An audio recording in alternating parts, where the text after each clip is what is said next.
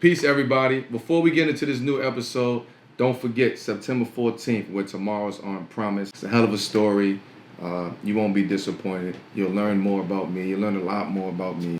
The reason why I'm here today, being able to tell you guys that story. So, with tomorrow's on promise, September 14th, we be there. Peace. What's up, everybody, and welcome to What's in Your Glass. And as you know, I'm Carmelo Anthony. Before we get going, though, let's first welcome today's guest. You all know her as not only a Grammy-nominated musician, but also an Academy Award-nominated and Golden Globe winning actress for her portrayal of Billie Holiday in the United States versus Billie Holiday. Please welcome to the show the multi-talented Andra Day. I want to make sure I get that right. Did I get that right? Andra. I hate that we're Hey, there you go. Andra, you know what? Please welcome to the show the multi-talented Andra Day. It hurt me to correct you. I felt so bad. I was like, don't correct me. I was gonna get it right. I was walking around the whole day like, damn, I gotta say Andrew. I gotta say Andrew. You know, somebody told me I should change it to Andra anyway because they were like, it sounds expensive. I was like, okay, I'll think about it. No, you don't listen. You don't got to do that, man. Your name is your name. That's what it is. So that's true. You know, how you doing? First of all, I'm good. You know, I think this is really kind of like the very last thing in everything that we sort of were doing for the movie and all that stuff. So I'm good. I'm actually finally taking a real break. Next week, actually, I have a jazz festival this week. And then in August, I'm like taking August off just to detox the rest of it and just to like, you know, recalibrate. You know what I'm saying? I don't think I've ever taken like a month off before, which sounds crazy. So yeah, I'm good. I'm blessed. How are you? I'm doing good. I'm working. I'm working to staying busy. Again, it's hard to kind of take some time off right now when you got to catch up on a lot of different things, a lot of work, a lot of business. So, you know, I try to take some time to myself where I can kind of refocus and recenter myself, and we take it from there. That makes sense. But let's get into it though. Okay. Before we start talking about anything else, I got to let the people know that we are still celebrating Andra Day month. Oh yeah. Right. So we celebrate Andra Day month. That's good. He actually did his research. You solid for that. I like that. I know you really don't. I know you really don't drink, but because you know we're still celebrating the Andra Day month. It's not a day; it's a month. Like nobody gets that. You know, so that's impressive. So I just want to say, you know, cheers from me to you. Thank you. You know, even you're though you don't drink. You're not supposed to cheers with water. I heard you're not supposed to cheers with water. Listen, I'm gonna raise my glass to you. Okay, all right, good. I'm gonna raise my glass. I'll tip my hat to you. I'll tip my scarf to you. Indeed, I like that. Okay. See, lady, you put all this stuff super. But on a more serious note, I've done my research and saw that you grew up in Southwest San Diego. You attended the San Diego School of Creative and Performing Arts. And it's clear you were a big part of that community. So earlier this month, you were even awarded, I guess, a key to the city, right? Yeah. It's hard to get that, a key to the city, to any city. What did that mean to you? How much did that mean to you, and what did it mean to you? I mean, it meant the world to me. You know what I'm saying? Like my city, Southeast San Diego is where I'm from. But I mean, San Diego, you know what I mean? In general, that's my home. And I think it means a lot to me, especially being a girl, not just from San Diego, but like from my hood, you know what I'm saying? From Southeast San Diego, because that area of San Diego does not get, I don't even want to say a lot of shine, it gets no shine. You know what I mean? There's some really dope rappers like, you know, coming out, friends of mine, Marty McFly, you know, Ryan Anthony, but like, it doesn't get any shine, it doesn't get any look. It's the predominantly Black and Latino and like Filipino, you know, area of San Diego. And so a lot of people I grew up around never even went to the beach, you know what I'm saying? Or never even, you know. And so I think for it to be recognized is amazing, but to be from that part of the city and to be recognized is incredible. But we also have an amazing new mayor that is like so hyper focused on, you know, minority communities and really elevating everybody. And that's a new thing, honestly, for San Diego. So it means the world. Those are my people. That's my family. Like there's so much I want to see for my city. So, you know. Right, so big shout out to Southeast San Diego for sure, Yeah, definitely. yes, So, that's a we, blessing. we try to shine a light on all the communities that get little shine or no shine, Yeah, right? So yeah, those are the yeah. communities that we really gotta lock into and pay attention to, Mm, and give them hope and light.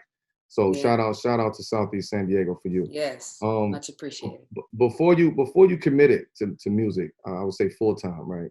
You Mhm. had your fair share of jobs, and whether it was at whether you had the I did my research, Andrew. I did my research. Yeah, no, You I'm know, glad you did actually hella jobs, but go ahead. you was whether it was the Point Loma paper route. I know you was doing that. I know the American Specialty Health. Oh my God. Wow. I love how deep you went. Okay, I like this. Let's keep going. yeah, I'm sure you had plenty more. And from I what I can did. tell, you have an incredible work ethic, as I can see from afar. So, kind of Mhm. looking back at those experiences, and how they shaped you, and kind of just how it allowed you to continue to balance all of your different creative pursuits, and just in the industry today. Mhm. I mean that, yeah, it's a what does it do? I mean, my father always told me if you don't have something going, you have nothing coming. You know what I mean? So Indeed. even though it's like I had all of these jobs, I mean, I had like 25 jobs, I had so many jobs. But I Hold up, think I always did. 25 jobs. Bro, let me tell you something. I was like, I thought they were supposed to look at your employment history. Like, I thought they were supposed to be like, oh, you don't have like, 3, 4, 5 jobs. Like, what's going on, sis? Let me tell you something. By the time I got to job like 13, I was like, y'all ain't looking at shit. I was like, what?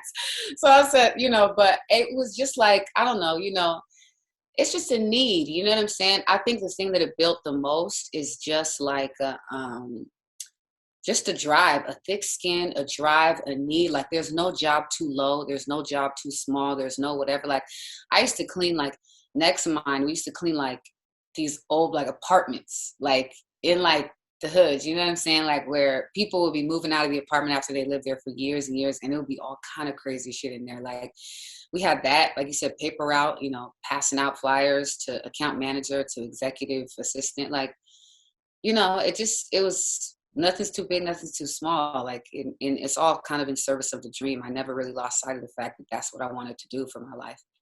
And unfortunately, some employers also could see that that's what I really wanted to do with my life.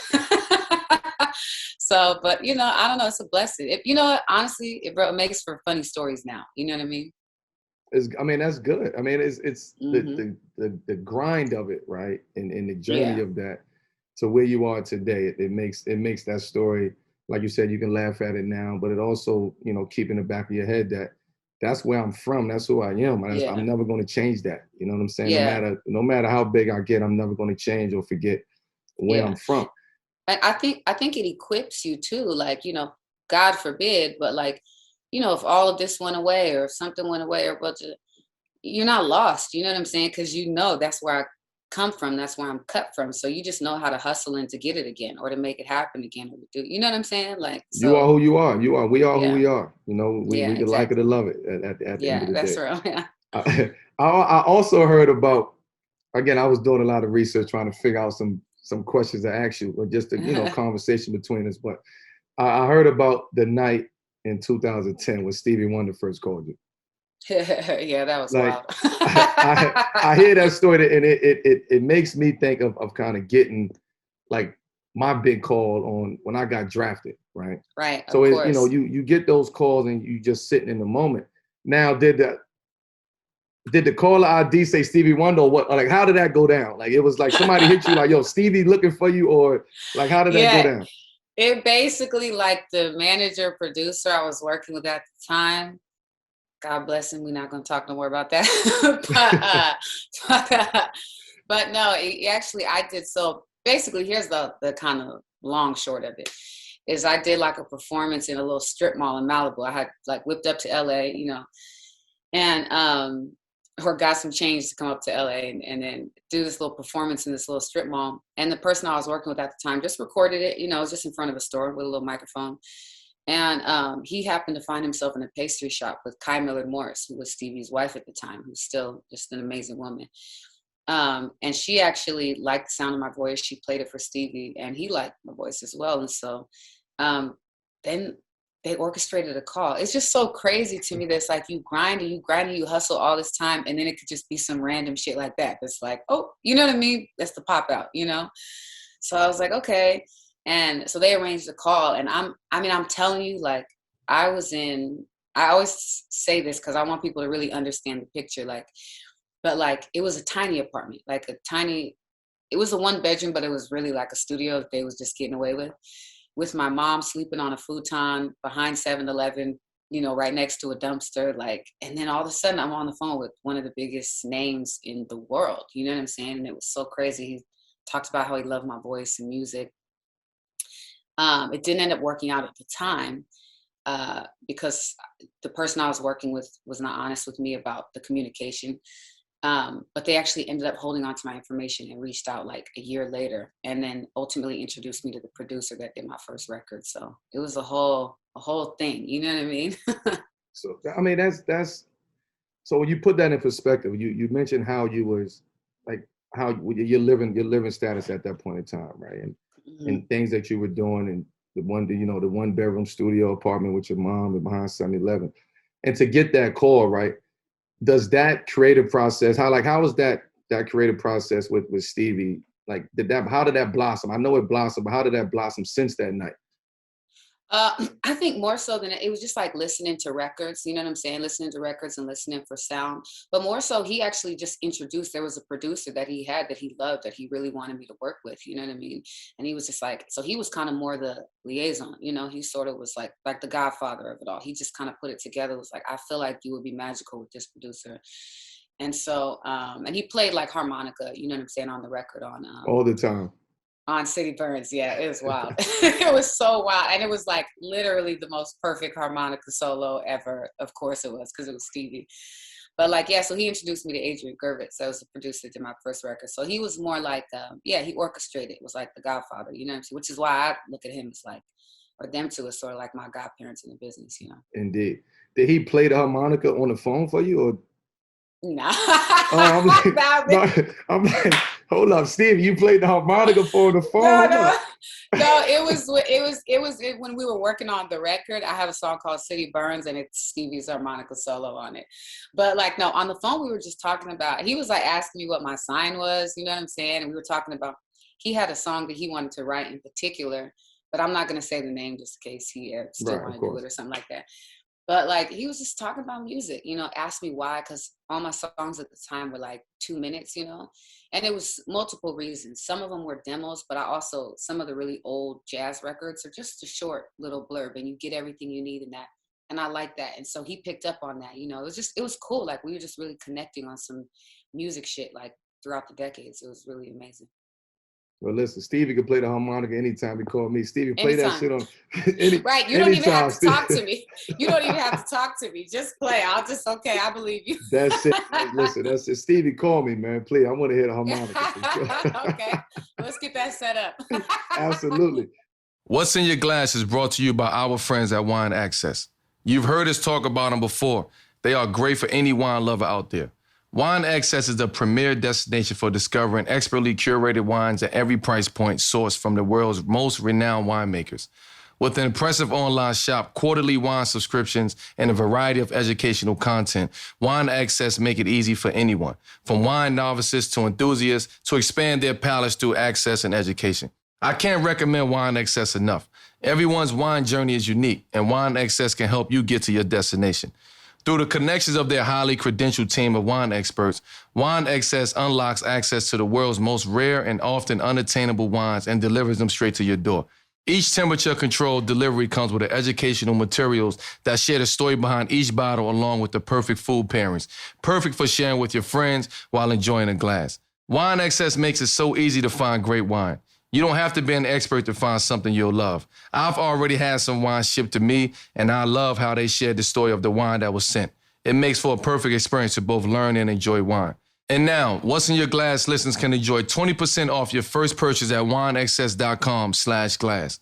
That's wineaccess.com/glass. That's wine, ACCESS.com/glass. let's jump into acting, right? And I just had I just had Shaka King on the show, right? Oh my God, Big shout out to amazing. Shaka. And I would we love to kind of work with him. discussed like the challenges that come with balancing, I would say, history and just dramatic license at the end of the day. Like what was it Yeah. like for you to prepare for that role of Billie Holiday?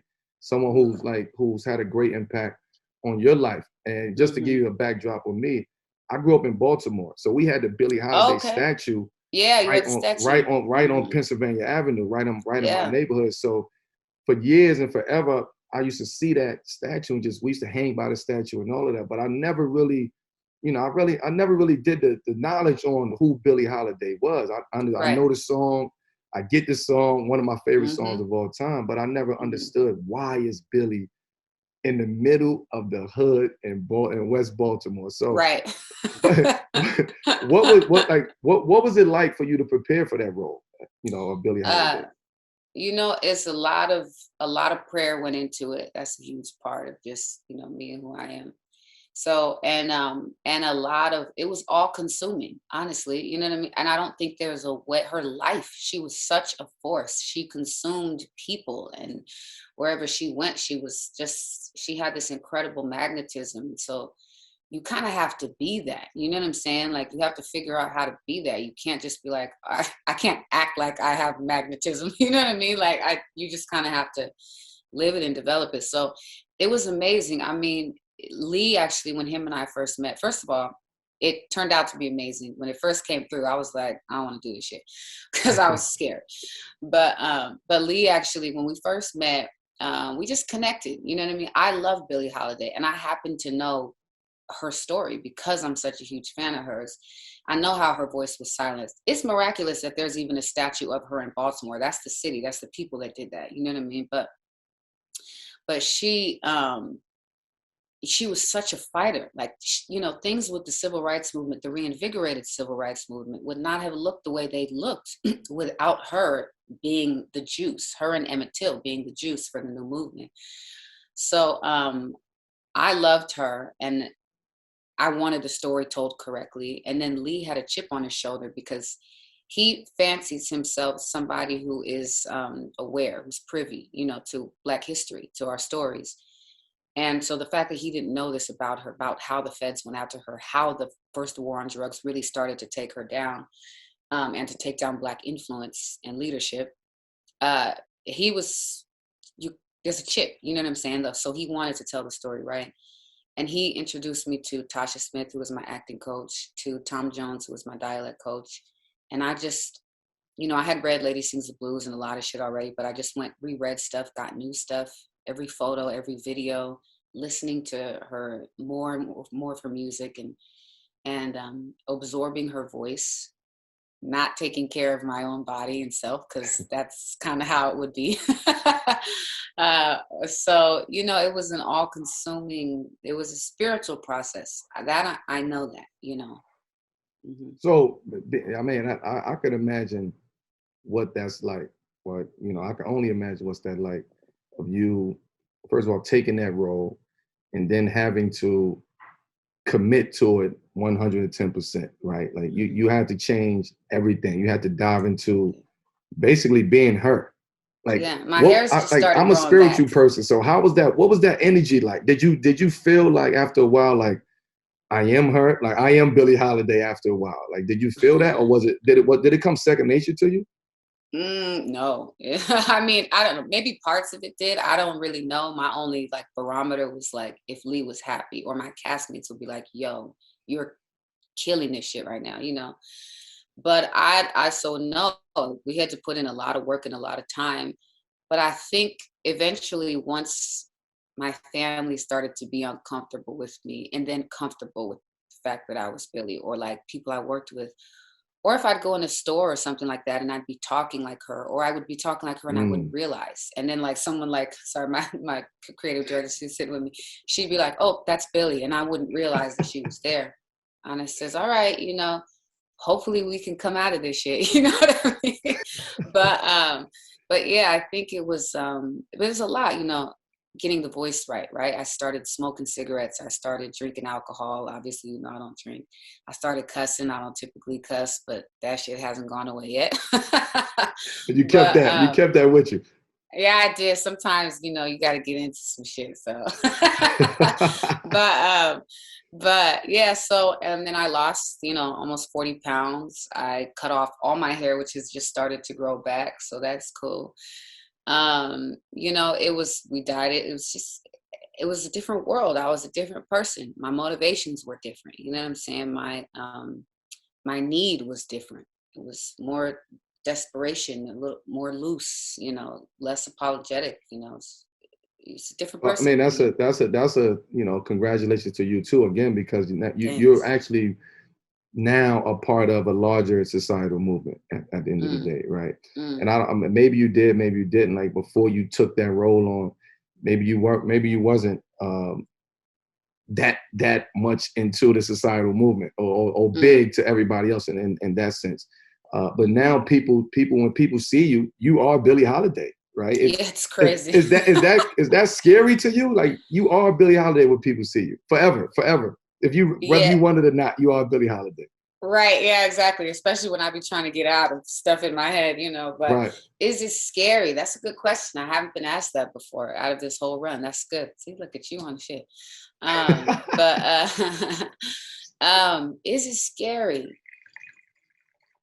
No, I don't think so. I don't think so. I think that to me, especially when it comes to Black women, so many Black women have told me, you know, I felt seen by that story. You know what I'm saying? I felt seen. And that's what Lee set out to do. You know what I mean? Ultimately was to make a Black woman's story be seen, and in that make Black women be seen and people be seen. You know what I'm saying? Like, because that's how Billie was.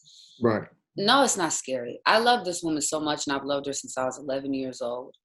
The scary part, I guess, could seem like if there's parts that I can't shed or something like that. But I think I come to accept that God used this role to usher me into this new season of my life. So there's parts of her that are me, you know what I'm saying, now, and that's okay. That's a part of who I am in this new season in life. And so yeah, nah, it's not scary. Maybe it was at one point, but it's not for sure.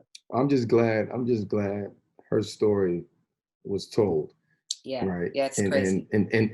the way that it was told, Hmm. I can take my hat off to Lee. Big shout out to Lee Daniels for that, for Yeah, just having that vision, for telling that story the way that he told that story. Because anybody could have did a Billie Holiday story, but to do it in that sense, and in her yeah. versus the United States, like that's something different. That's It major. it's hella brave of him too to show the colors of her as well. Cause I was telling people, I said it's interesting because I didn't know that there was like listen, I always say I've been in the movie business for 10 minutes. You know what I'm saying? So I don't know nothing about nothing, you know, but so I didn't know that people's opinion, they get sensitive about things that I didn't know none of that. All I knew was that he told Black stories and he told them authentically. You know what I Right. mean? And I think I have this, I don't think aversion is the right. I think of the right word. I don't know what it is. But It'll come to you. right, exactly. Which sucks on a podcast because all you have is words. But You can always come back. You can always come back on the podcast I'm and gonna say it. circle back and probably like the weirdest moment. But like, you know, I know that I understand people kind of have this whole like Black pain porn or this whole whatever, you know what I'm saying? I understand where that comes from, not wanting to see that anymore. But Right. I think we need both though. You know what I mean? Because the truth of the matter is if white folks, and I'm not really going to parse words, and if the overarching culture, right, in America historically has worked so hard to suppress these stories and to not tell the truth and to not tell the details and to not, then we might want to pop the lid off. You know what I'm saying? Because there's a reason they've tried to suppress these things. Also, she did have a rough life. She grew up in a brothel. She was a prostitute as a child. She was raped.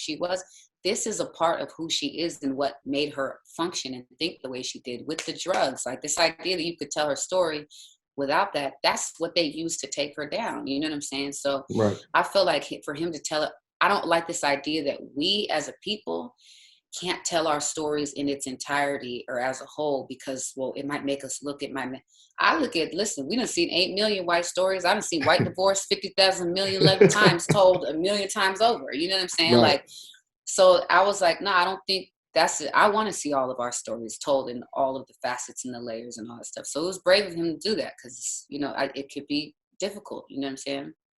Well, people don't like. I don't. I think people don't like the truth when it's there. Like, That's rough. people want to kind of put the truth in the lid and then keep it there and don't want to revisit history and things like that. Yeah. But I think now is the time where, you're going to see that lid. Well, the lid is off, right? Yeah. Yeah. Definitely. And the Black community, we are very unapologetic right now, on who we are as individuals, on stories Yeah. that we tell, music that we listen to. It's Mhm. like to each his own right now, Yeah. but everybody seems like they have each other back to some sense, because Yeah. for so long we've been in the barrel. Like Yeah. we've been covered. The lid been on us for so long. So now that we have that lid off, you're going to see a lot more other shit out there I think that's so. coming. And Crazy, but honestly, I crazier hope shit so. too. Yeah, exactly. And I hope so. And that's why, like, we need both sides. Like, I want new innovations, seeing us in places, inventing in places we haven't been, inventing stuff. And I also want to know the truth about history. Like, you seen the internet went crazy last year when they were like, oh my God, Beethoven was African. And I'm like, yeah, we need to be aware of our influence. We need to be aware that we did rule the world. We need to be aware that we were here first. You know what I'm saying? The Olmec people, like, had African kings and rulers and people that they regarded as gods. Like, there's so much of this, like, that I'm like, yeah, you know what I'm saying? Like, or periods that we didn't know about, stories we didn't know about, all this we were never supposed to know. So to me, I'm like I said, we got 11 million stories of white divorce. Like, we need to catch, you know what I mean? I want all of our stories in there too. So We need the I Black think Beethoven story now. That's what. dead That's ass. what I'm serious about that. All right, That's let's work it serious. out. We need the Black Beethoven story for sure. It's crazy. They used to put white men, like, if he wasn't playing, they put a white man in his stead or steed. How do you say that word properly? Steed. I don't know. Whatever. I'll look it up. Damn. Podcast. Tomato. Right. Exactly. Andra. But or if he had to play, they put white powder on his face, try to slick his hair, do all that stuff. You know what I'm saying? But so it's interesting. We don't know all this stuff. We need to know all this stuff. God, indeed, absolutely. Let's switch gears a bit. Of course, we go music and acting. Of course, you gain some, lots of notoriety, kind of following, your Global Globe winning performance, which was actually incredible. I could say that personally. It was incredible. Thank you so shouts much. out to that. Thank you. But let's not sleep on the fact that you were nominated for a Grammy in 2016. Yeah. And so you have this other incredible talent as well. And then I guess I just decided to never come back. Right, absolutely. Everybody so be like, bro, you got another job on the side too. So for real, I gotta release some music, bro. Like, so yeah, I mean, we need it. We need that. I We need that. appreciate We it. need that energy for sure. But between acting and music, right? Like, do you how do you gravitate towards one or the other, or do you gravitate towards one or the other? Mhm. Or you just the actress now. You just the No. I mean, I right. still, obviously I do music. You know what it is? Okay. I wish I could just answer this directly instead of being an annoying, esoteric, like, artist. It's annoying. I need you to answer. I need you to answer directly. Okay, all right, directly. I feel like music that's always gonna be my love. You know what I'm saying? Music is always my first love, And that's how I came to love Billie Holiday, right? You know what I'm saying? So that's gonna always be the thing. But on top of that, I'm also an artist, you know what I mean? And just a person. So we're multifaceted as people, right? So sometimes we get stuck in this box. Okay, music is what you do, but, like, for instance, right now I'm very passionate about writing. You know what I'm saying? There's a couple stories that I just got the rights to. One story I just got the rights to. A couple stories that I'm writing and developing right now, and I'm really, really passionate about that. You know what I'm saying? Like, more almost than anything else. So I think it's like just this need to not really fit into a box. It doesn't mean it's still not a part of me or I'm not going to do it. It just means that this season is for this right now. You know what I'm saying? It's like different flavors, different seasons, different things. But yeah, music is always going to be my first love. I'm a singer. I'm a musician. That's what I do. And we are releasing the record, actually. Yeah, definitely. So. Oh, okay. So you want to throw that in there too, huh? Nobody believes me though. You Nobody are releasing believes the me. record.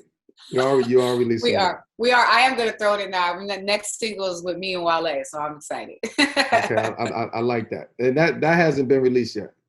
Nah, not yet. But your other single has been released, Phone Dies.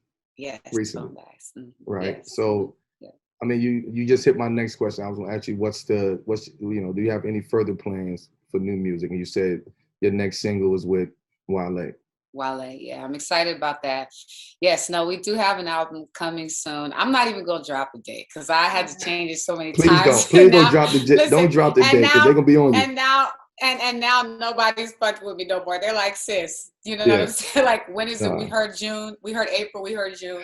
But no, just know that the solid thing is that the next single has Wale on it. And we did do Phone Dies. That's on the album as well too. I love that song so much. And I just love AP,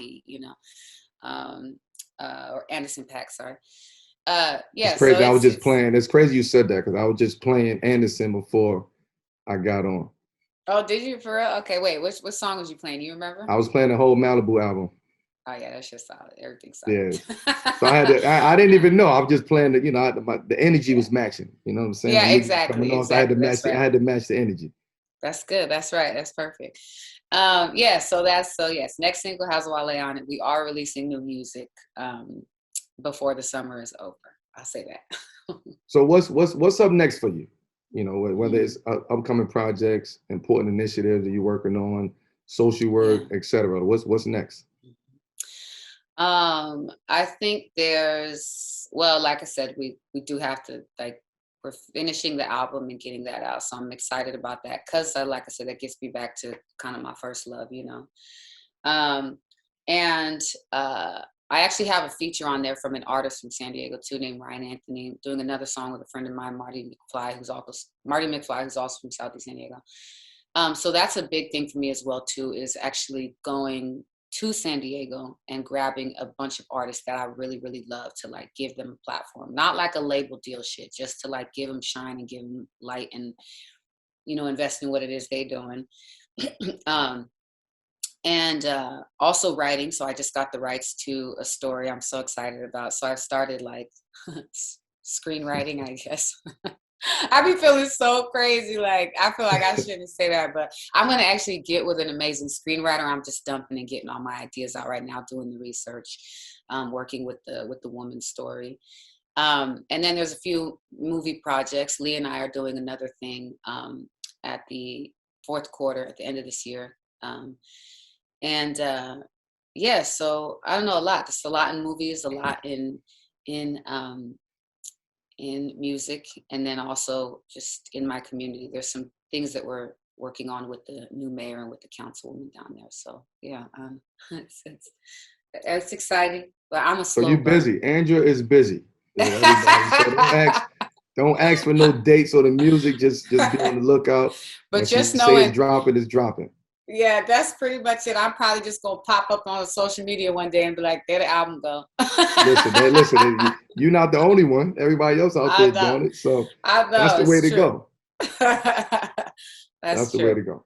But let's, I don't want to keep you too much longer, so we're gonna close the episode. But I know you don't drink, but I'm gonna bring it back to why we're actually here. We're gonna bring it back to what's in your glass.